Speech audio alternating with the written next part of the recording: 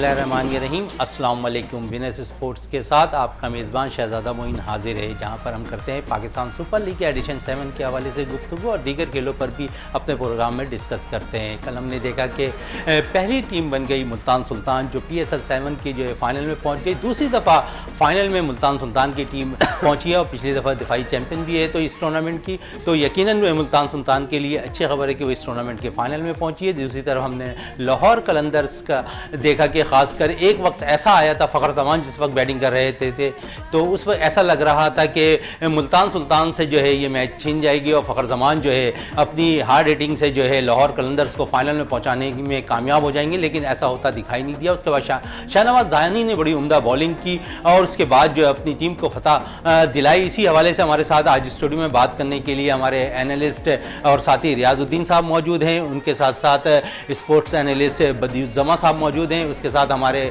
जो स्पॉन्सर हैं इस इवेंट के जो हमारे प्रोग्राम हैं उसके नासिर याकूब साहब मौजूद हैं। तो तीनों मेहमानों का बहुत बहुत शुक्रिया। रियाज साहब, कल 28 रन से कामयाबी हासिल की मुल्तान सुल्तान ने और टूर्नामेंट के फाइनल में पहुंच गई, तो समझते हैं कि लाहौर कलंदर्स ने कल कहां पर गलतियां की? बिस्मिल्लाहिर्रहमानिर्रहीम, बहुत शुक्रिया शहजादा मोइन। देखें, इसमें तो कोई शक नहीं है कि लाहौर कलंदर ने इस पूरे मतलब इवेंट में ऑन एंड ऑफ अच्छी परफॉर्मेंस का मुजाहरा किया और उस तासुर को उन्होंने ज़ाइल किया जो पिछले PSL में वो परफॉर्मेंस नहीं दे सकते थे। जहाँ तक मुल्तान सुल्तान की बात है तो हम लोगों ने मतलब इसमें और दूसरे चैनल्स पे हम यही बात कर रहे थे कि मुल्तान सुल्तान जो है पूरी टीम, उसका कॉन्फिडेंस लेवल जो है वो सबसे अच्छा है, उनके डिसीशंस भी अच्छे हैं, उनकी टीम कॉम्बिनेशन उनका बड़ा अच्छा है, कंबाइंड होके खेल रहे हैं, जेल होके खेल रहे हैं, कप्तानी उनकी बहुत अच्छी हो रही है। और जो आपका बुनियादी सवाल है कि कहाँ गलती हुई, तो मैं ये समझता हूँ कि लाहौर कलंदर से जो कल गलती हुई, जब उन्होंने टॉस जीता तो उनको ये चाहिए था कि जैसे आपने देखा कि ट्रेंड मतलब चेंज हो गया था। कराची में जितनी भी टीमें टॉस जीत रही थीं वो पहले फील्डिंग ले रही थी और दूसरी टीमों को बैटिंग की दावत दे रही थी। तो कल जब इन्होंने खुद टॉस जीत लिया था और वहाँ का विकेटों का ट्रेंड भी उनके सामने था कि जिस तरह की विकेटें मतलब तैयार दे रही थी, तो उनको ये चाहिए था, मैं ये समझता हूँ, मेरी ज़ाती राय हो सकता है मैं गलत हूँ, लेकिन उनको फील्डिंग को बैटिंग उनको चूज़ करनी चाहिए थी, वहाँ पर उनको बैटिंग करनी चाहिए थी। अगर वो बैटिंग करते, इसमें हालांकि आप देखें कि उनकी बैटिंग लाइन जो है फ़खर जमान है, कामरान मुगल जिन्होंने कल अच्छी परफॉर्मेंस का मुजाहरा किया, 63 रन बनाए 45 गेंदों पे फ़खर जमान ने, जो कि अच्छे बैट्समैन हैं। और आप शहजादा मोइन ये भी देखें कि वो इस सीज़न के सबसे ज़्यादा रन्स करने वाले खिलाड़ी हो गए, 584 रन्स बनाए हैं, 7 हाफ सेंचुरियाँ हैं, 1 सेंचुरी है उनकी, और उन्होंने बाबर आजम का जो पिछले साल का रिकॉर्ड था 554 रन का, वो तोड़ दिया उन्होंने। तो आप ये देखें कि उनके साथ इतना अच्छा बैट्समैन था। चाहिए ये था कि इनको, अगर ये मेरी इतनी साथी राय है कि इनको बैटिंग चूज़ करनी चाहिए थी, इसलिए कि मुल्तान सुल्तान के आगे जब आप खुल के और बगैर किसी प्रेशर के मतलब विकेट पे उतरते तो आप अपने टारगेट के हिसाब से बैटिंग करते, अच्छी बैटिंग करते और उनको फिर रन्स देते। आपने देखा कि यहाँ की विकेटों पे शुरू में तो 200 रन्स भी बने, लेकिन जो अब बात की ये विकेटें थी इसमें 160 और 70 रन्स बहुत होते हैं। अगर आप मतलब इतने रन्स बना लेते जैसा कि मतलब, तो वो जो था फिर आप उसको काबू कर सकते थे, जैसा कि मुल्तान सुल्तान ने आपने देखा कि उन्होंने 163 रन्स बनाए, 163 रन्स पे उन्होंने आपको काबू कर लिया। इसका मतलब ये हुआ कि आपको ये सीखना चाहिए था कि उनकी विकेटों का जो बिहेवियर है वो बाद में मतलब किस तरह से फेवर करता है। तो ये जो चीज़ थी मैं समझता हूँ ये लैक हुई, लेकिन देखें it is part of the game, खेल में ये सारी चीज़ें होती हैं। हमें मतलब ये कि लाहौर कलंदर की जो उन्होंने मतलब फील्डिंग चूज़ की उसकी नेकनियती पर कोई शुबा नहीं है। यकीनन उनके जो मतलब डक आउट में बैठे हुए जो ऑफिशियल्स होंगे, मेंटोर होंगे, खुद कप्तान होंगे, खिलाड़ी होंगे, हो सकता है कि वो उन्होंने जो वहाँ के सरकमस्टांसेस देखे हों और जो बिहेवियर देखा हो विकेटों का, तो हो सकता है कि उन्होंने ये फैसला इस उम्मीद में लिया हो कि शायद उनको इसमें कामयाबी मिल जाएगी। लेकिन देखें it is part of the game, खेल में ये सब चीज़ें होती हैं और क्रिकेट तो वैसे भी बाई चांस खेल है और इसमें डिसीजन ही का तो सारा कमाल होता है, जिसलिए कि जब खिलाड़ी ग्राउंड में उतरते हैं तो वो मतलब बेहतर या ख़राब परफॉर्मेंस देते ही हैं, लेकिन असल चीज़ जो होती है ना ख़ास तौर से T20 में वो डिसीजन होती है। अगर आपने टाइमली सही डिसीजन लिया तो आप कामयाब होते हैं, इसलिए कि टेस्ट और वनडे में आपके पास अगर आपका डिसीजन वक्ती तौर पर गलत हो जाए तो उसमें चांस होता है कि आप उसको मैनेज करके वापस आ सकते हैं। T20 में चांसेस कम होते हैं, T20 में चांसेस कम होते हैं।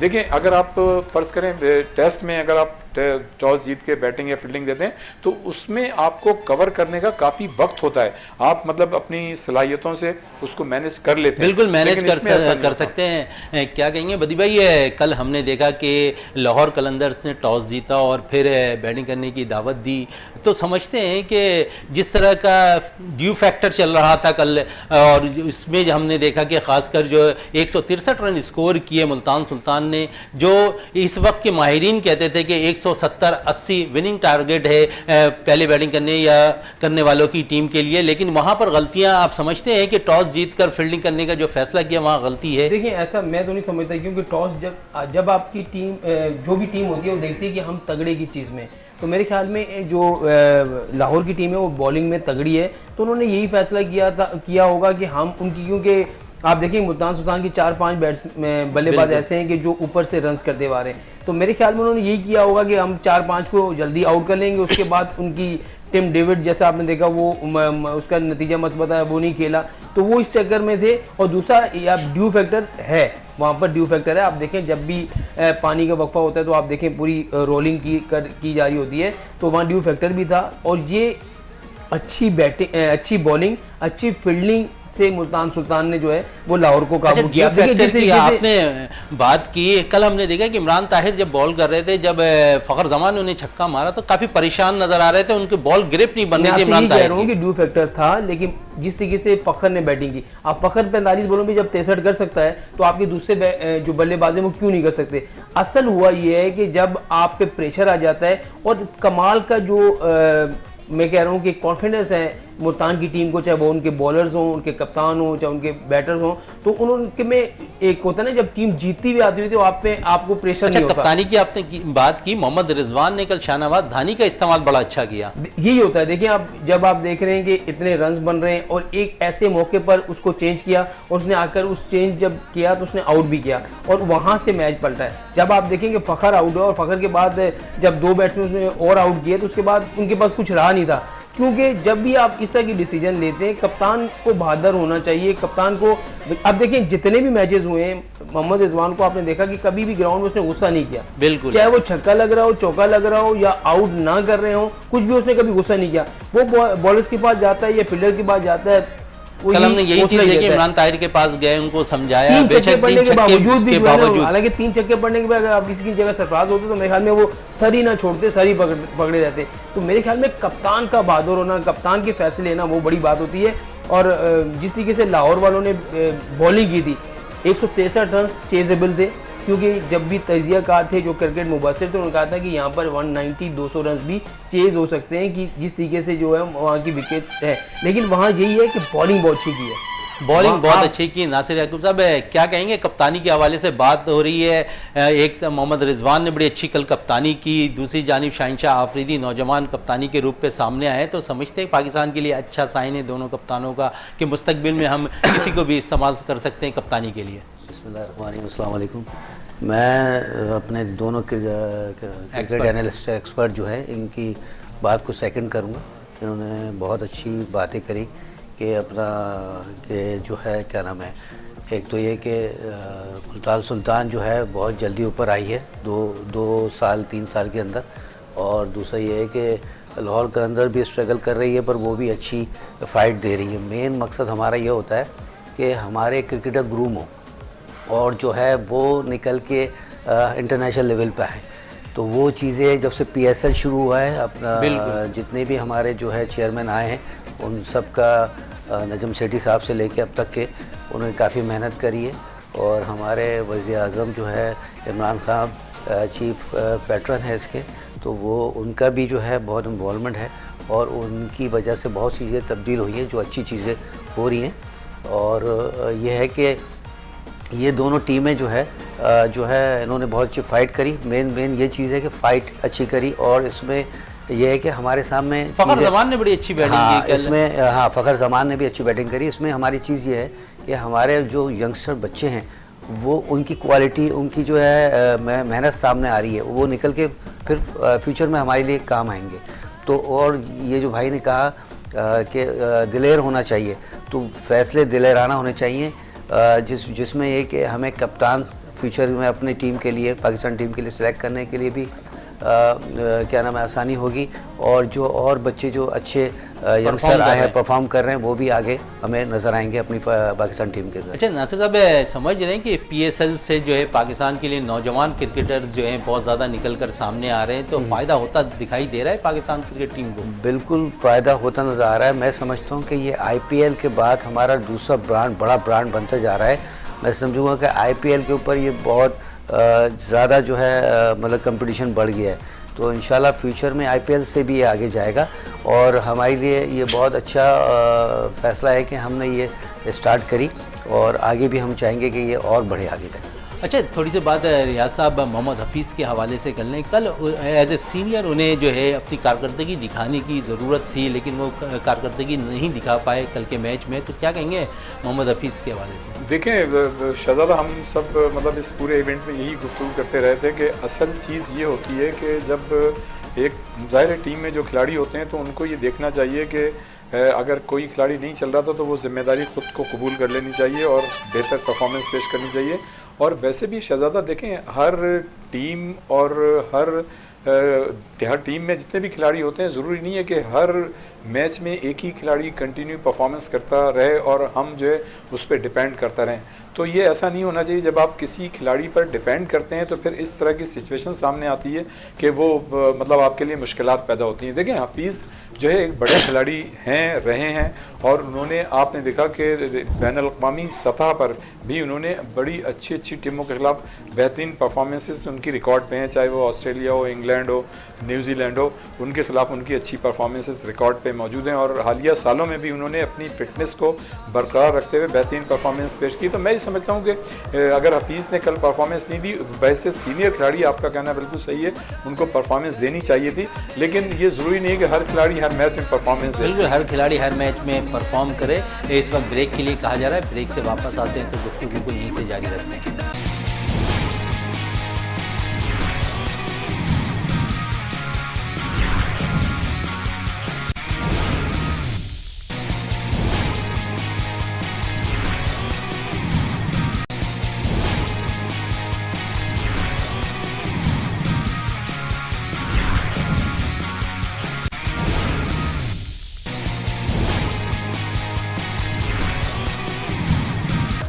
वक्त से पहले बात हो रही थी सीनियर खिलाड़ियों के हवाले से। भाई ये क्या कहेंगे, सीनियर खिलाड़ियों की बात हो रही है, मोहम्मद हफीज़ हैं, शोएब मलिक हैं, और कल हम नौजवान में अगर बात करते हैं तो हमने देखा कि नौजवान बहुत ज़्यादा अब क्रिकेट, मोहम्मद हारिस जो है अच्छी परफॉर्मेंस दे रहे हैं, उन्हें टेस्ट कैंप में भी मदऊ कर लिया गया है, तो समझते हैं कि नौजवानों के लिए बेहतरीन प्लेटफॉर्म है PSL। देखिए, उनको अभी टेस्ट के लिए तो रिजर्व में किया है, लेकिन सबसे बड़ी बात यह कि इस PSL से आपको 3 से 4 खिलाड़ी मैं कहूँ कि बहुत ज़बरदस्त मिले। एक आपको ज़मान खान फास्ट बॉलर जो है वो बहुत अच्छा मिला है। उसके अलावा हारिस जो है, इसने अपनी परफॉर्मेंस से ही कहा है कि वो दूसरा विकेट कीपर के तौर पर सामने आ रहा है। तो मेरी इत्तलात के मुताबिक अब ये है कि अब क्योंकि वनडे की टीम का ऐलान जो है वो अगले महीने के पहले हफ्ते में होना है, तो मैं उसमें ये भी बातें हो रही हैं कि शान मसूद को जो है अब टेस्ट के बाद वनडे में भी शामिल किया जाए। ज़मान का नाम भी आ रहा है, उसके अलावा कामरान गुलाम का नाम भी आ रहा है। मोहम्मद हारिस को दूसरे विकेट कीपर के तौर पर जो है वो टीम के साथ रखने की बातें भी हो रही हैं, क्योंकि अच्छा है। देखिए, पाकिस्तान सुपर लीग से हम डोमेस्टिक से तो लड़के नहीं उठा रहे, हम काज़म ट्रॉफी की तरफ नहीं जा रहे, हम पाकिस्तान कप की तरफ नहीं जा रहे। अब पाकिस्तान कप भी शुरू हो रहा है, तो मेरे ख्याल में अगर हम PSL के बाद अगर पाकिस्तान कप पर भी नज़र रखें और वहाँ पर देखें कि हमारे ODI में किस तरह के जो है टैलेंट मौजूद है, फिर हम वहाँ से अब ODI के लिए भी टीमें सेलेक्ट जो है लड़के सेलेक्ट कर सकते हैं। बहुत ज़बरदस्त टैलेंट है पाकिस्तान में, ये कोई बात नहीं कि नहीं है टैलेंट, लेकिन सबसे बड़ी बात है खेलना 11 ने होता है, मुंतखब 18 से 20 ने होना होता है। तो अब आपके पास 3-3, 4-4 विकेट कीपर स्टैंड बाई में। अब रिजवान है, फास्ट बॉलर आपके पास रिजवान है, 3-3-4-4 है, पीछे सरफराज बैठा है, सरफराज के पीछे हारिस बैठा है, आजम खान बैठा है, आजम खान बैठे हैं। तो ये रोयल नजीर बैठा हुआ है। ये सबसे बड़ी, ये जो कंपटीशन आया था ना, इस कंपटीशन में फिर खिलाड़ी को ये होता है कि मैंने परफॉर्म करना है तो मैं टीम में रहूंगा, नहीं परफॉर्म करूंगा तो पीछे वाला बैठा हुआ है। तो अब बॉलिंग में भी आप देखें, आपके पास शाहनवाज दानी आ गया, आरिस रऊफ आ गया, हसन अली है, फ़हीम अशरफ है, नसीम शाह है, असनैन के साथ प्रॉब्लम हुई वो चला अभी नहीं है, शनवारी है, ज़मान खान है। मैं कह रहा हूँ कि बहुत सारे आपके फास्ट बॉलर भी आ रहे हैं। अब्बास हैं आपके पास टेस्ट मैच के लिए। फिर स्पिनर्स में देखें कि बड़े अरसे के बाद आपको टेस्ट मैच के लिए एक ऑफ स्पिनर मिला है। देखिए, हमेशा से ये होता है कि जब भी रिपोर्ट होता है या तो वो फास्ट बॉलर होता है या फिर ऑफ स्पिनर रिपोर्ट होता है। तो मेरे ख्याल में बहुत अच्छी बात, आपके पास स्पिनर आया है, लेग स्पिनर आपके पास 2-3-3-4-4 हैं, लेफ्ट आर्म लेग स्पिनर में आपके पास जो है चॉइस है कि अब नवाज इनफिट हो गया है, तो आपके पास और भी नुमान अली हैं, फिर आपके पास और भी बहुत सारे लड़के हैं। तो मेरे ख्याल में आपके पास टैलेंट है, और टैलेंट को आप सिर्फ पीएसएल तक महदूद ना रखें। मैं तो कहता हूं कि पीएसएल जरूर सही है, टैलेंट को पीएसएल तक महदूद ना रखें, दीगर जो मैचेस होते हैं डोमेस्टिक के, उस पर भी सिलेक्टर को नज़र रखनी चाहिए। इस वक्त टेलीफोन लाइन पे हमें ज्वाइन किया है उबैद अवान साहब ने। उबैद साहब अस्सलाम वालेकुम प्रोग्राम में। वालेकुम सलाम शहजादा मोइन, कैसे हैं? ठीक है, अल्लाह का शुक्र है। उबैद भाई क्या कहेंगे, 28 रन से कामयाबी हासिल की मुल्तान सुल्तान ने, कल एक दफ़ा फिर मोहम्मद रिजवान ने उम्दा परफॉर्मेंस दी, और दूसरी तरफ हम देखें तो लाहौर कलंदर्स के फ़खर जमान ने बड़ी उम्दा बैटिंग की। एक वक्त ऐसा लग रहा था कि फ़खर जमान अपनी टीम को जो है पता दिला देंगे, लेकिन फिर शाहनवाज धानी की उम्दा बॉलिंग, तो समझ रहे हैं कि कल मुल्तान सुल्तान ने तमाम शोबों में लाहौर कलंदर्स को आउट क्लास किया। लाहौर कलंदर्स की टीम में ऐसी टीम है कि बिल्कुल अनप्रेडिक्टेबल है, किसी भी वक्त वो कुछ भी कर सकती है। और मैं अगर ये कहूँ कि लाहौर कलंदर्स से कुछ बड़ी नहीं होता कि कभी वो 150 पर भी आउट हो जाती है, और कभी जो है वो 200 रन करके भी मैच हार जाती है, तो बिल्कुल गलत ना होगा। कल जिस तरह लाहौर कलंदर्स ने शुरू में बैटिंग की, तो ऐसा लग रहा था कि लाहौर कलंदर्स की टीम जो है वो मुल्तान को बड़ा स्कोर नहीं बनाने देगी, और हमने देखा कि विकेट भी कुछ ऐसी थी कि जिससे बॉलर्स को मदद मिल रही थी और बैट्समैनों को काफी मुश्किलात पेश आ रही थी। तो मोहम्मद रिजवान ने काफी स्ट्रगल किया, हमने देखा कि रिजवान से रन नहीं बन रहे थे, और वो काफी जो है मुश्किल पेश आ रही थी उन्हें रन बनाते हुए। तो मुल्तान की टीम को बड़ा स्कोर नहीं बना सकी थी, और उसको अब देखिए कि इतना ज्यादा स्कोर नहीं था। अगर लाहौर कलंदर्स की टीम देखती तो उसको आराम से वो स्कोर बना लेती, लेकिन ऐसा हुआ नहीं, और फ़खर जमान के अलावा कोई भी बैट्समैन जो है वो बड़ी इनिंग नहीं खेल सका, ये उन्हें सपोर्ट नहीं कर सका। अच्छा उबैद भाई, मैच में जो है टॉस का बड़ा अहम किरदार होता है। कल हमने देखा कि लाहौर ने टॉस जीता, और टॉस जीतकर जो है मुल्तान को बैटिंग करने की दावत दी। 163 रन बनाए मुल्तान ने, समझते हैं, और जहां पर ड्यू फैक्टर भी जो है दूसरी बैटिंग करने वाली टीम को परेशान करती दिखाई देती है, तो समझते हैं कि अच्छा फैसला था लाहौर कलंदर्स का टॉस जीतकर फील्डिंग करने का।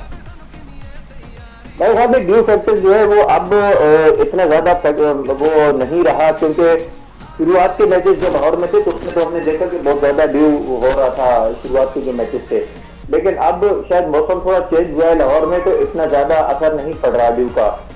अब देखिए, अगर ड्यू की वजह से जैसा कराची में हमने देखा कि बड़े स्कोर बने तो उनको बासानी चेज कर लिया गया, क्योंकि ड्यू का इतना असर था कि उससे सेकंड बैटिंग करने वाली टीम को बहुत ज्यादा एडवांटेज हासिल हो रहा था। लेकिन लाहौर में ऐसा नहीं है।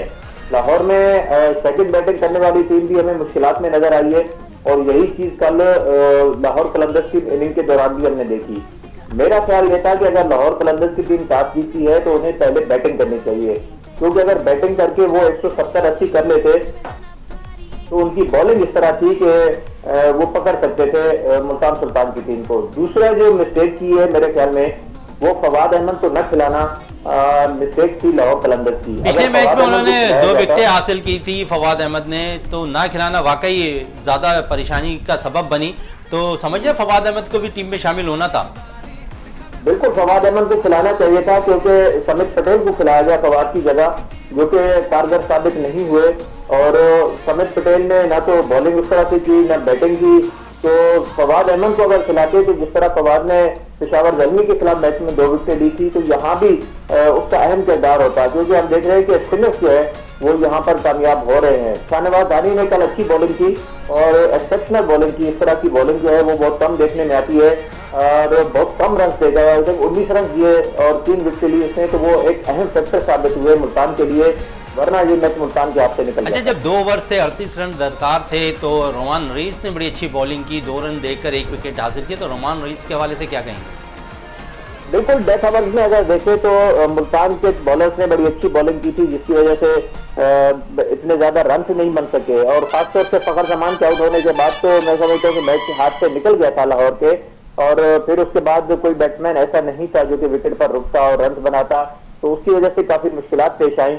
और बिल्कुल आप ठीक कह रहे हैं, आखिर में जिस तरह से बॉलिंग की मुल्तान के बॉलर्स ने, तो वो एक फर्क साबित हुआ।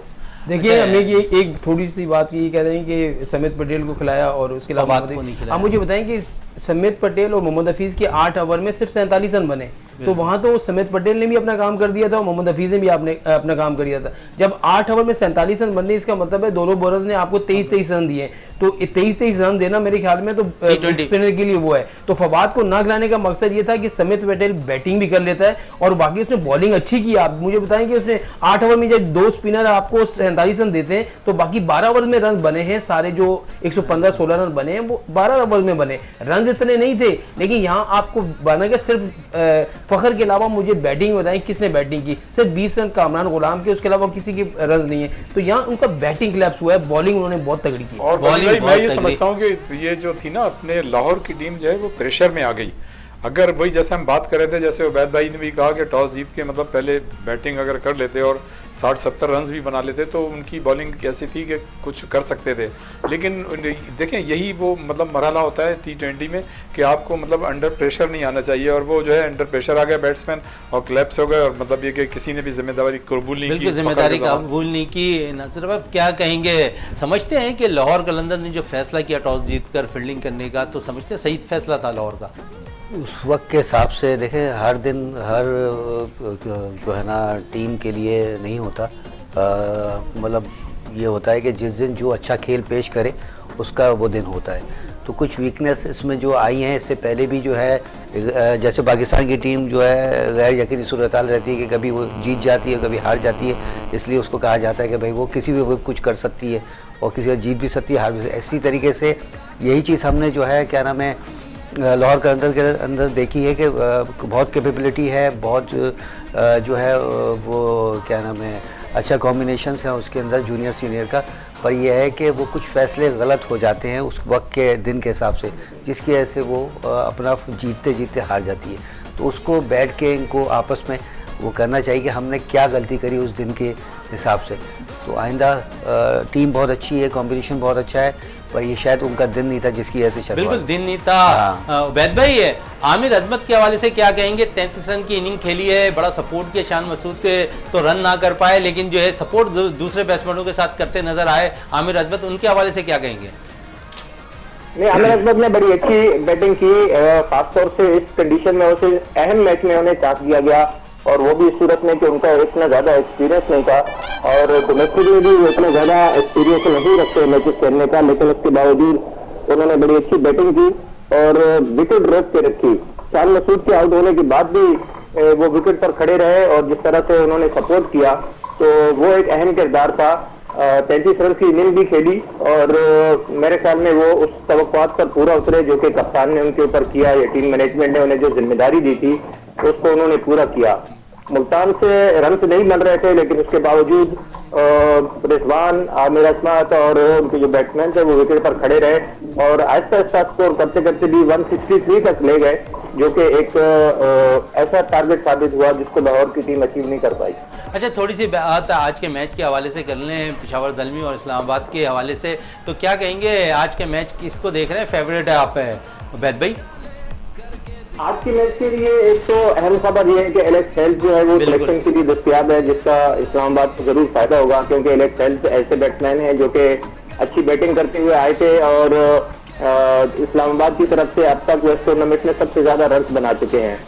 दूसरा, कप्तान शादाब खान के हवाले से भी सुनने में आ रहा है कि वो भी प्रैक्टिस शुरू कर चुके हैं, और अगर उन्होंने फिटनेस टेस्ट पास कर लिया मैच से पहले तो वो भी शामिल होंगे, तो ये एक अच्छी खबर होगी इस्लामाबाद के लिए। लेकिन एलेक्स हेल्थ का आना और जाना जो है ये नहीं आया, सवालिया निशान भी है, छूट क्यों दी है? एक सवालिया निशान भी है एलेक्स हेल्थ के हवाले से। बिल्कुल, एलेक्स हेल्थ के हवाले से सवालिया निशान जरूर है कि वो एकदम से चले गए, और उस वक्त उन्होंने जवाब ये बनाया कि बायो सिक्योर बबल जो है वो ठीक साबित हो रहा है, और यहाँ पर जो है वो खुद को एक कैदी की तरह महसूस कर रहे हैं। लेकिन फिर एक हफ्ते बाद वो वापस भी आ गए उसी बायो सिक्योर बबल के अंदर जिसको वो एक हफ्ता पहले छोड़कर गए थे, और फिर उन्हें फौरन जो है वो मैच खेलने की भी परमिशन मिल गई। तो इसके ऊपर जो है वो पीसीबी को कोई असेंबली बनानी चाहिए कि इस तरह के वाकयात आइंदा ना हो, और अगर कोई प्लेयर छोड़ के जा रहा है तो फिर वापसी में उससे आप एक हफ्ते का क्वारंटाइन तो कम से कम कराएं, ताकि उसको भी तो थोड़ा सबक मिले। अच्छा, थोड़ी सी सीनियर्स की बात कर लें तो मोहम्मद हफीज़ जो है इसे वक्त जो है रन नहीं कर पाए, कल भी हमने देखा। तो अहम मैच में समझते हैं कि जो एक्सपीरियंस प्लेयर होते हैं उन्हें अपना किरदार अदा करना चाहिए। मोहम्मद हफीज से लाहौर कलंदर्स को जरूर बहुत सारी तवक्कुआत थी, और जिस तरह के वो सीनियर प्लेयर हैं और जिस तरह से वो परफॉर्मेंस दिखाए हुए आ रहे थे पाकिस्तान टीम के लिए भी, तो उन्हें लाजमन किरदार अदा करना चाहिए था। होम ग्राउंड पर खेल रहे थे। पूरे PSL में सिवाय एक मैच के वो किसी भी मैच के अंदर हमें अच्छी बैटिंग करते हुए नजर नहीं आए, और इसका नुकसान हुआ है लाहौर कलंदर्स की टीम को। न सिर्फ ये कि बॉलिंग में बल्कि बैटिंग में दोनों शोबों के अंदर नहीं आई। दोनों शोबे के अंदर मोहम्मद हफीज की कारकर्दगी सामने नहीं आई। लाहौर कलंदर्स के लिए बहुत बहुत शुक्रिया उबैद अवान साहब, हमें फिटनेस स्पोर्ट्स में टाइम देने का। इस वक्त ब्रेक के लिए कहा जा रहा है, ब्रेक से वापस आते हैं तो गुफ्तगू को यहीं से जारी रखते हैं।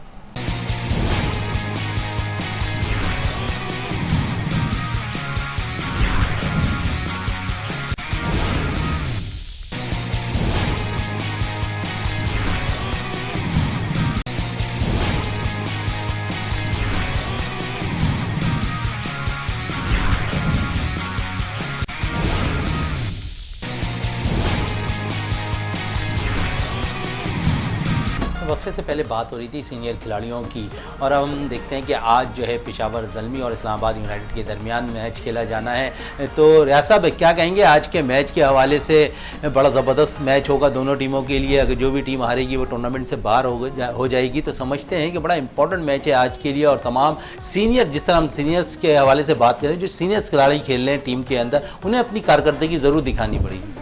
देखें, बिल्कुल आज का मैच जो है वो दोनों टीमों के लिए डू और डाई वाली सिचुएशन है, इसलिए कि पहला जो एलिमिनेटर मैच हुआ है मुल्तान और लाहौर का, उसमें तो मतलब एक अपॉर्चुनिटी थी दोनों टीमों के लिए, एक साइकोलॉजिकल उनके पास चीज़ें थी कि अगर वो हार भी जाते हैं तो कम से कम एक चांस उनको और मिलेगा। तो यकीनन अब इस्लामाबाद और पेशावर के लिए तो कोई चांस नहीं होगा। और ये आपने बिल्कुल सही कहा कि यही वो क्रूशल स्टेज होता है, यही वो मतलब प्रेशर मैचेस होते हैं जिसमें सीनियर खिलाड़ियों को रिस्पॉन्सिबिलिटी लेनी चाहिए। इसलिए कि अगर आप इन मैचेस में रिस्पॉन्सिबिलिटी नहीं लेंगे तो फिर इसका मतलब ये है कि फिर सारी चीज़ें बेकार हैं। और इन मैचेस में जिन खिलाड़ियों पे जैसा कि एक रवायत चल गई है, और वो खिलाड़ी स्टार खिलाड़ी होते हैं जो अच्छी परफॉर्मेंस देते हैं, उन्हीं पे डिपेंड करते हैं। तो उन खिलाड़ियों पर भी अब मतलब पेशावर और इस्लामाबाद दोनों की जिम्मेदारी आयद होती है।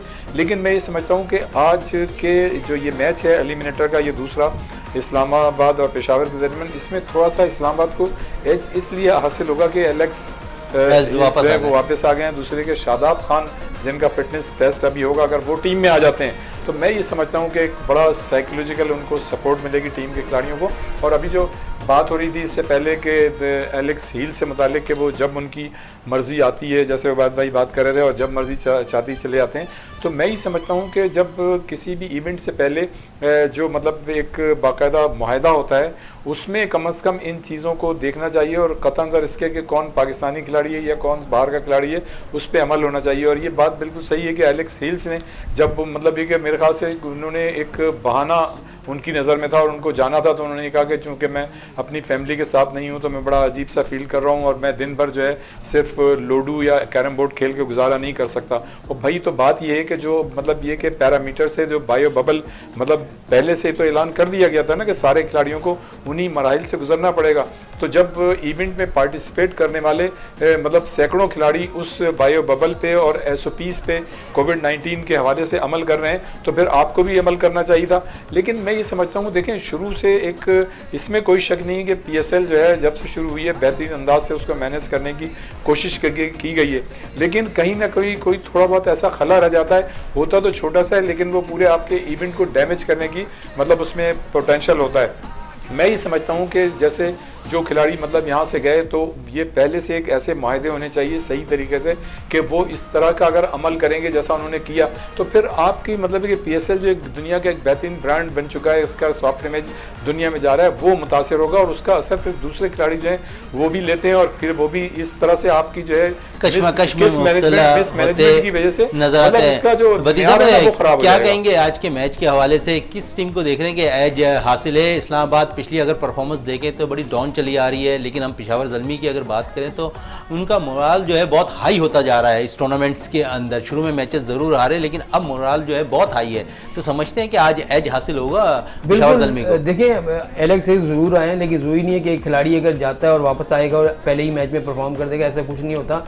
एलेक्स हेक्स की जगह अगर गुरबाज खेल रहे थे तो वो इतना अच्छे परफॉर्म कर रहे थे कि आप देखें एक मौके पर 3 ओवर में 50 रन भी उन्होंने जो है वो इस्लामाबाद के लिए किए। तो मेरे ख्याल में इस वक्त इस्लामाबाद की टीम बहुत ज़्यादा मुश्किलात में, ना ही जिनसे वो उम्मीदें लगाए बैठे हैं आसिफ अली, वो बिल्कुल भी रन नहीं कर रहे। आजम खान के 2 मैचेस में रन करते हैं, फिर 2 मैचेस में रन नहीं करते। बॉलिंग अटैक आपका बिल्कुल जो है वो वीक है। हसन अली इनफिट हो गए, अब फ़हीम अशरफ भी इनफिट हो गए चले गए, शादाब आपके पास नहीं है। और मेरे ख्याल में 95% मुझे नहीं लगता कि शादाब खान आज खेलेंगे, क्योंकि ये जो इंजरी होती है ये बड़ी वैसी इंजरी होती है कि इसमें अगर आप किसी को फिट करके उसको एक आध मैच भी खिला देते हैं तो आगे उसका पूरा कैरियर होता है। तो मेरे ख्याल में उसने आगे भी देखना है कि मैंने पाकिस्तान भी खेलना है। एक मैच के लिए वो नहीं करेगा कि वो मेडिकल तौर पर फिट होकर आगे खेले, ऐसा नहीं होगा। दूसरा, इनका बॉलिंग लाइन बहुत ज़्यादा वीक है। एक वसीम जूनियर है वो भी नहीं चल रहा, मूसा खान है उससे बॉलिंग नहीं हो रही। तो अब जो ख़ास तौर पर पेशावर की टीम है उसमें देखें उनके पास बैटिंग भी बड़ी तगड़ी है।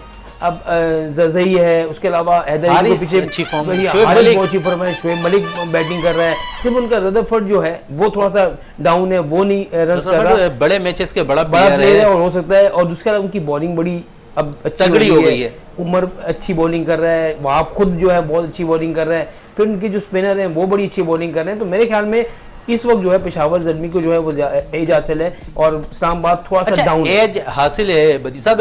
हमने देखा पिछले मैच में कामरान अकमल को उन्होंने खिलाया, हारिस भी खेल रहे थे। तो क्या कम्बिनेशन लेके चलना चाह रही है? अगर कामरान अकमल से वो विकेट कीपिंग भी करवा रहे, ओपनिंग भी करवा रहे, तो समझते हैं कि आगे कोई प्लान है बड़े मैचेस के लिए? जिस तरह चाह रहे, देखिए अब बड़ा मैच आने वाला था तो मेरे ख्याल में कामरान अकमल को खिला के उन्होंने एक पत्ता खेला कि आया वो को परफॉर्म करते हैं तो हम उनको अगले मैच। मुझे नहीं लगता कि आज अगर उनके दूसरा जो खिलाड़ी थे वो इनफिट थे, इस वजह से कामरान को उन्होंने चांस दिया। मुझे नहीं लगता कि आज कामरान खेलेंगे। कामरान की जगह आरएसी ओपन करेंगे और उनके साथ दूसरा जो जज़ई होगा और बीच में से मिडल ऑर्डर में हो सकता है ये चेंजिंग करें। शोएब खान को लाने का प्रोग्राम इनका प्लान है कि शायद शोएब को जो है वो बुलाएं, वो बहुत बड़ी हार्ड हिटिंग करते हैं। तो वो एक कंपनी, कोई भी बड़ी टीम होती है ना, वो एक पत्ता जरूर खेलती है। दूसरी टीमों को दिखाने के लिए हम इसको खिला रहे हैं, वो उस पर जाएगा तो वो दूसरा प्लेयर खिला देते हैं। तो ये एक चीज़ होती है। और जहाँ तक टॉस की आप लोग बात करते हैं कि हम लोग बात करते हैं कि इन्होंने टॉस किया और फौरन कह दिया बैटिंग, ये एक उसमें नहीं होता। ये 3 दिन 2 दिन पहले प्लान होता है कि भाई हमने टॉस जीतना है, विकेट हमने देख लिया, पिच ऐसी है, हमने करनी है बैटिंग, हमने करनी है बॉलिंग। ये पहले से ही फैसले हुए होते हैं, कप्तान ने सिर्फ हाँ या ना करना होता है तो वो आगे कर देता है। तो मेरे ख्याल में अब कराची में बातें हो रही थी कि जो टीम जो है टॉस जीत रही है, बैटिंग कर रही है, फील्डिंग कर रही है और जीत रही है, लेकिन वहाँ देखें जब इस्लामाबाद की टीम ने वो किया उसने जीता, फिर मुल्तान ने वो करके दिखाया जीता।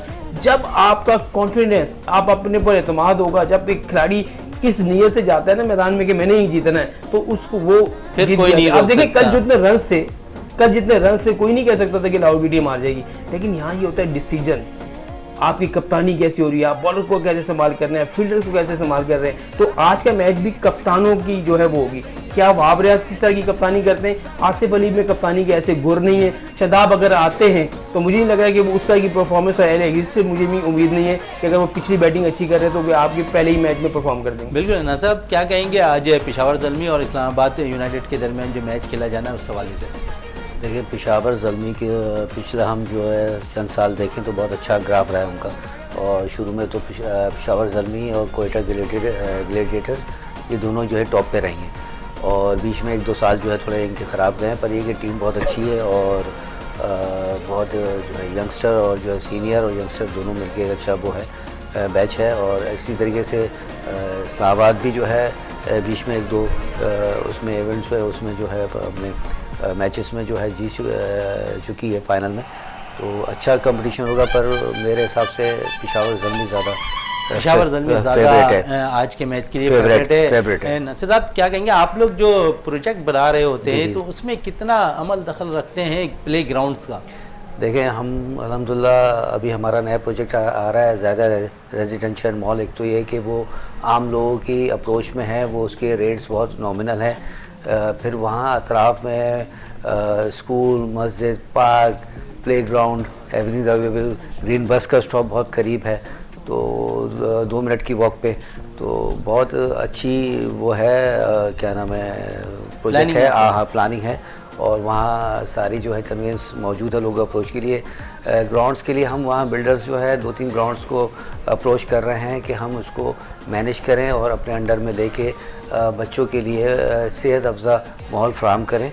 और हमारे आबाद के लेवल पे भी ये काम हो रहा है और हर साल मैचेस भी होते हैं और हम पूरा उसमें इन्वॉल्व होते हैं कि जहाँ जहाँ ये एक्टिविटीज़ हों, सेहतमंद एक्टिविटीज़, उसमें हम इन्वॉल्व हों। तो इंशाल्लाह और आगे भी हमारा एक बेंगलुरु का प्रोजेक्ट आ रहा है, उसके अंदर भी जो है हम जो है क्या नाम है मस्जिद स्कूल पार्क के साथ प्ले ग्राउंड नया नाज़ोबाद की तरह हम बनाने की नए नाज़ोबाद की तरह करेंगे। ग्राउंड हाँ, बनाने का भी हाँ, इरादा है। रियाज हाँ। साहब क्या कहेंगे, थोड़ी सी बात शोएब मलिक के हवाले से कर लें। आज के मैच में तो समझ रहे हैं आज शोएब मलिक उम्दा कारकर्दगी एक दफ़ा फिर दिखाएंगे, जिस तरह पिछले मैचेस में वो अपनी टीम को अपनी खासकर बैटिंग से जिताते आए हैं, तो समझ रहे हैं आज बड़ा अहम रोल होगा शोएब मलिक का। देखें, हम इससे पहले भी यही बात कर रहे थे कि जो इस तरह के मैचेस होते हैं, जैसा कि आज डू डाई वाला मैच है पेशावर का और इस्लामाबाद का, तो इसमें जो सीनियर खिलाड़ी हैं जिनकी परफॉर्मेंस पहले से भी आउटस्टैंडिंग रही है, उन पर मतलब ये कि रिस्पॉन्सिबिलिटी आयद होती है कि वो उस रिस्पॉन्सिबिलिटी को फील करें और अच्छी परफॉर्मेंस का मुजाहरा करें। जहाँ तक शोएब मलिक की बात है, तो शोएब मलिक को आपने देखा कि वो उन चंद बड़े मतलब जो उम्र रसीदा खिलाड़ी हैं उनमें से वो एक हैं जिनकी परफॉर्मेंस बहुत ज़्यादा अच्छी है, जिनका फिटनेस बड़ी अच्छी है, जिनका फिटनेस लेवल बहुत अच्छा है और जिनके रिफ्लेक्सेस बहुत अच्छे हैं और वो बॉलर को मतलब बहुत ही जल्दी रीड कर लेते हैं। उनका जो आई कांटेक्ट लेवल है बॉल के साथ वो बहुत अच्छा है। आप ये देखें कि वो 6 जब भी मारते हैं तो वो उसी मतलब रिदम के साथ मारते हैं जो एक कोई यंगस्टर मतलब एक बैटर मार सकता है। तो मैं ये समझता हूँ कि उन्होंने अपने आप को बड़ा सुपर फिट रखा हुआ है और इसका क्रेडिट यकीनन उनको देना चाहिए। उनकी परफॉर्मेंस इस पूरे PSL 7 बिल्कुल शोएब मलिक की परफॉर्मेंस जो है इस PSL के अंदर बिल्कुल निखर कर सामने आ रही है और तमाम मैचेस में तकरीबन में वो रन करते हुए भी दिखाई दे रहे हैं और अपनी टीम को जिताते हुए भी दिखाई दे रहे हैं। इस वक्त ब्रेक के लिए कहा जा रहा है, ब्रेक से वापस आते हैं तो गुफ्तगू को यहीं से जारी रखें।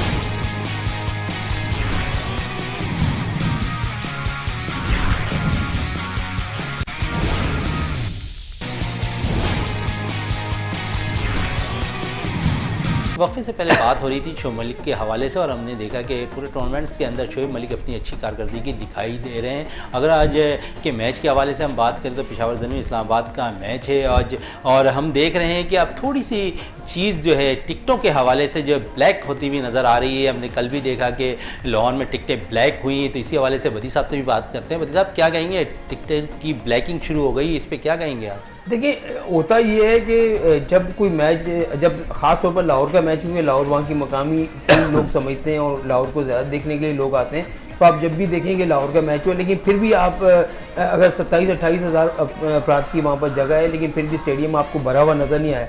ब्लैक में टिकट ये होता है कि जैसे बहुत सारे लोग ऐसा करते हैं कि 15-15, 20-20 टिकट जो हैं वो ले लेते हैं। एक शनाख्ती कार्ड पे आपको 6-6 टिकट मिल रहे हैं, तो उसके बाद अगर 24-25 टिकट हैं तो एक उसने नहीं जाना तो वो यही करेगा कि भाई मैंने 500 का टिकट लिया, मुझे 1000 रुपये दे दो, तुम चले जाओ।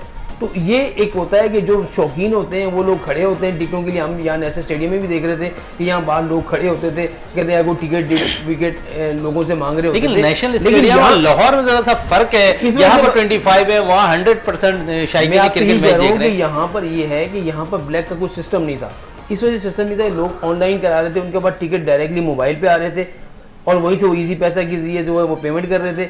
लेकिन वहाँ पर ये है कि एक तो शायकीन ज़्यादा है, 100% क्राउड वो है। तो मेरे ख्याल में पाकिस्तान क्रिकेट बोर्ड को इस मामले पर अब आगे जो सीरीज़ आनी है और आगे जो PSL होनी है उस पर सोचना होगा। पहले रियाज भाई को भी पता होगा, हमें सबको पता है कि नेशनल स्टेडियम में 2 से 3 बूथ बना करते थे, बिल्कुल, और लोग आकर वहाँ से टिकट लेते थे। क्या ये बेहतर हो कि दोबारा हमने उनसे यही कहा था कि आप नेशनल स्टेडियम की 2-3 बूथ बनाएं और 2-3 बूथ आप कज़ाफी स्टेडियम में बनाएं, बल्कि हर स्टेडियम जितने भी शहरों में आप मैचेस करें वहाँ बूथ होने चाहिए, ताकि किसी को पता हो कि यार मैंने टिकट यहाँ से लिया है, अगर ब्लैक हुआ है तो किसने ब्लैक किया और क्यों ब्लैक हुआ। तो यहाँ पर अब बहुत सारी फ्रेंचाइज हैं, होता ये है जितनी भी फ्रेंचाइज है वो अपने अपने लोगों को अपने अपने डिस्ट्रीब्यूट कर देते हैं, उनके जो पार्टनर होते हैं उनको वो टिकट देते हैं। अब बहुत सारे लोग जो है वो टिकट पे नहीं आते मैच देखने, वो अपना टिकट पे देते हैं, हालांकि इस पर बाकायदा तौर पर लिखा हुआ है कि इस टिकट को आप सेल नहीं कर सकते, लेकिन बहुत सारे लोग जो है इस तरह के, तो मेरे ख्याल में ये नहीं होना चाहिए। नहीं होना चाहिए। राज साहब क्या कहेंगे? देखिए शहजादा, मैं ये कहूँगा कि जब जो कोई भी ऑर्गेनाइजेशन सही तरीके से अपनी चीज़ों को आवाम तक डिस्ट्रीब्यूट नहीं करती है, तब ये चीज़ें निकल के सामने आती हैं। अब जाहिर है जब लोगों को मतलब सहूलत के हिसाब से उनको टिकट नहीं मिल रहे होते हैं, वो लेने मतलब ख़रीदने के बावजूद चाहते हैं कि हमें मिल जाएं, लेकिन जब उन्हें दुश्वारियां पैदा होती हैं तो फिर इस तरह की चीज़ें आती हैं। लेकिन हमें ना तो बेचने वाले की और ना ही ख़रीदने वाले की नेक नियति पे शुबा करना चाहिए, इसलिए कि वो सब क्रिकेट के शायकीन हैं। लेकिन जो बात हो रही थी कि यहाँ कराची में मतलब बदी भाई ने कहा कि बात की रमीज़ राजा से, तो मैं ही समझता हूँ कि उनको इस चीज़ों को पूरा हैंडल करना चाहिए, इसलिए कि देखें PSL एक बहुत बड़ा ब्रांड बन चुका है। जब इस तरह की चीज़ें होंगी तो ये अच्छा नहीं होगा, एक बदनुमा दाग होगा। इसलिए कि आप इतने अच्छे तरीके से PSL को ऑर्गेनाइज कर रहे हैं, लेकिन जो शहजादा इसकी जो सबसे मतलब जो गलत चीज़ नज़र आ रही है ना टिकट ब्लैक की, देखें टिकट ब्लैक करना ये तो मतलब ये कि दुनिया भर में एक बड़े बड़े इवेंट्स में दुनिया भर में मतलब हमने ब्लैक होते देखे, इंग्लैंड में देखे हैं, दुनिया के दूसरे ममालिक में देखे होते हैं। ब्लैक से मुराद ये कि वहाँ पे उनको इजाज़त है कि भाई आप खरीदें, ठीक है, आप जिसको चाहे बेच दें, वहाँ पे इस तरह की मतलब उनको प्रोटेक्शन है। और वो जो शायकीन मतलब टिकट खरीदते हैं ना 10-10, 20-20 अपनी ज़रूरत से ज़्यादा, तो वहाँ बाकायदा प्ले कार्ड लेके खड़े होते हैं कि हम ये टिकट बेच रहे हैं। ये ऐलान नहीं करते कि इतने का बेच रहे हैं, तो जब करीब आता है ग्राहक तो बताते हैं कि इतने का है, लेकिन उनको वो है सहूलत। इसलिए कि जब आप खिड़कियों से नहीं देंगे, बूथ नहीं बनाएंगे, बैंकों से नहीं देंगे तो ये तो होगा। लेकिन जो सबसे खतरनाक चीज़ है ना वो ये है कि मतलब लाहौर में PSL के दौरान मतलब कॉपी टू कॉपी करके वो जो स्कैन करते हैं ना, इस तरह के मतलब ये कि चीज़ें सामने आई हैं, तो ये समथिंग इज एब्सोल्युटली रॉन्ग। और इसको मतलब देखना चाहिए कि देखें मतलब अगर इस तरह की चीज़ें होंगी तो ये तो डैमेज करेंगी ना। अच्छा, ये चीज़ें हमें भी अखबार के जरिए पता चली, हमने ज़ाहिर है किसी को देखा तो नहीं है, लेकिन हमें भी मतलब ये कि अखबार के जरिए पता चला है कि वहाँ पे स्कैन करके और उसकी मतलब ट्रू कॉपी बना के मतलब वो टिकट बेचे गए। तो ये जो है मतलब थोड़ी सी तवज्जो तलब चीज़ें, ये नहीं होना चाहिए। बाकी तो देखें दुनिया भर में ऐसा होता है, हमने सब कहीं देखा है, इंग्लैंड में world cup ICC champions trophy के दौरान देखा है, वर्ल्ड कप के दौरान देखा है, और भी दूसरे मालिक में देखा है कि ये होते हैं मामूल की चीज़ है। और वो होता है इसलिए कि बहुत से शायकीन जिनको मतलब लीगल तरीके से टिकट नहीं मिल पाते हैं या मतलब वो अपनी ज़रूरत के मुताबिक नहीं ले सकते, तो वो बेचारे फिर जाके वहीं ऑन द स्पॉट मतलब लेने की कोशिश करते हैं ताकि सहूलत के साथ। रियाज भाई आपकी थोड़ी सी मैं आपको बात काट रहा हूँ कि आपने तो वर्ल्ड कप भी कवर किया, बाहर मुल्कों में सीरीज के दौरान ये होता है कि एक अगर मैंने टिकट लिया, मैंने मैच नहीं देखना, बाकायदा तौर पर मैं जाऊँगा और मैं बोलूँगा भाई मुझे मैच नहीं देखना, ये टिकट इतने का, ये इतने पैसे तो, यानी कि वो ब्लैक में पैसे आपसे डबल नहीं लेते। यहाँ बिल्कुल उनके कानून ऐसा है, बिल्कुल आप दे सकते हैं। तो इस तरह की चीज़ अगर पाकिस्तान में भी हो तो मेरे में ज़्यादा अच्छा होगा। और शायकीन को जितनी आप सहूलत देंगे इतने ही वो लोग ग्राउंड शायकीन को जितनी सहूलत देंगे। ये भी है कि जैसे बदी भाई ने कहा कि जब आप सहूलतें, हम भी यही बात कर रहे थे कि आप बूथ खोल दें, बैंकों के जरिए दें, जब लोगों को खुद ही मिल जाएंगे तो वो इस तरफ जाएंगे, बिल्कुल नहीं जाएंगे। लेकिन सबसे खतरनाक चीज तो यही है ना कि अगर कॉपी करके आ रही है तो कोई भी ये ज्यादा खतरनाक चीज है। सब क्या कहेंगे, जिस तरह रियाज साहब, बदी साहब कह रहे हैं कि कॉपी टू कॉपी हो जा रही है, टिकटॉक की और ब्लैकिंग शुरू हो जा रही है, तो समझ रहे हैं कि ये अच्छा साइन नहीं है। ये बिल्कुल अच्छा साइन नहीं है और इस पे हमारे PCB को जो भी एक्शन लेना चाहिए। और हमारा वज़ीर-ए-आज़म का भी यही वो है कि no corruption in any kind of things in our मुल्क, इन आवर कंट्री। तो ये है कि ऐसा नहीं होना चाहिए और इस पे एक्शन होना चाहिए। अच्छा, पहले हम देखा करते थे कि नेशनल स्टेडियम के पे जो है बूथ लग जाया करता था, वहाँ पर खिलाड़ी जो तमाशाई है वहाँ आके टिकट लिया करते थे और जदीद से जदीद चीज़ें होती चली गई। लेकिन अब समझ रहे हैं कि दोबारा PCB को ये इक़दाम लेना चाहिए कि नेशनल स्टेडियम में बूथ बनाए और वहाँ से टिकटों की फराहमी करे। हाँ बिल्कुल, ये सब चीज़ें होनी चाहिए, इसलिए कि डे बाय डे जो है ना हर चीज़ जो है, टिकटें भी जो है पहले जो है बहुत रीज़नेबल उस पर मिलती थी, अब बहुत एक्सपेंसिव भी हैं। उसके बावजूद जो है अगर ये हो रहा है तो ये गलत है, इसके ऊपर जो है हमारे जो है PCB को एक्शन लेना चाहिए। बदी भाई समझते हैं नेशनल स्टेडियम कराची में बूथ बनना चाहिए? मैं आपने आपने बताया रमीज़ा जब कराची में 2-3 दिन रह के गए तो हमने उनको यही कहा था कि आप अगर शायकीन को सहूलत देना चाहते हैं तो सबसे पहले काम आप ये करें कि यहाँ पर टिकटों का बूथ बनाएं, ताकि अगर मैं फ़र्ज़ करें मैं आप हैं ऑफिस से जा रहे हैं घर, आपका दिल चाहे कि यार मैं स्टेडियम में जाऊँ मैच देखूँ, आप गए, रुके, आपने टिकट लिया और आप अंदर चले गए, कितनी सहूलत है। बिल्कुल। बल्कि मैं 6-6 दिन पहले जो टिकटों के लिए मारा फिरूं, तो ये अगर चीज़ें होगी तो शायकीन आराम से अंदर चले जाएंगे, मैच भी देखेंगे, एंजॉय भी करेंगे। ये चीज़ें मेरे ख्याल में होनी और चाहिए। बदी भाई की बात को मैं और मजीद आगे बढ़ाऊंगा कि ना सिर्फ टिकटों की सहूलत होनी चाहिए, बल्कि शायकीन को जब वो स्टेडियम के अंदर जाएं तो जो मतलब ये कि utility की चीजें, मतलब आप इतनी चीजें महंगी मिलती हैं, ऐसे लोगों को कॉन्ट्रैक्ट देते हैं, इवन पानी तक जो है बड़ी मुश्किल से दस्तयाब पानी भी होता है। बहुत मुश्किल और से वहाँ पे मिल रही और भी होती मतलब है। तो दूसरी आज के चीजें- मैच के हवाले से कौन सी टीम जीत रही रिया साहब? यार मैं मतलब जो अब तक जो मैचेस हुए और जो जिस तरह से मैंने देखे वैसे तो क्रिकेट जो है बाई चांस खेल है और कोई भी टीम जो अच्छी जिस दिन परफॉर्मेंस का मुजाहरा करेगी वो जीत सकती है, लेकिन मुझे लग रहा है कि मतलब इस्लामाबाद की टीम इस्लामाबाद की टीम है, बदी साहब पेशावर की टीम मुझे लग रहा पेशावर है की कि टीम खेलेगी। है। नासिर साहब, मैं तो पहले कह चुका हूँ पेशावर ज़ल्मी। पेशावर ज़ल्मी, आप तीनों हजरात का स्टूडियो में बहुत बहुत शुक्रिया। प्रोग्राम का अख्ताम करते हैं इस दुआ के साथ कि पाकिस्तान में खेल और खिलाड़ी तरक्की करते रहें और पाकिस्तान का सब्ज़ हिलाली परचम दुनिया भर में रोशन रहे। इसी के साथ अपने मेज़बान शहजादा मोइन को इजाज़त दें। पाकिस्तान जिंदाबाद।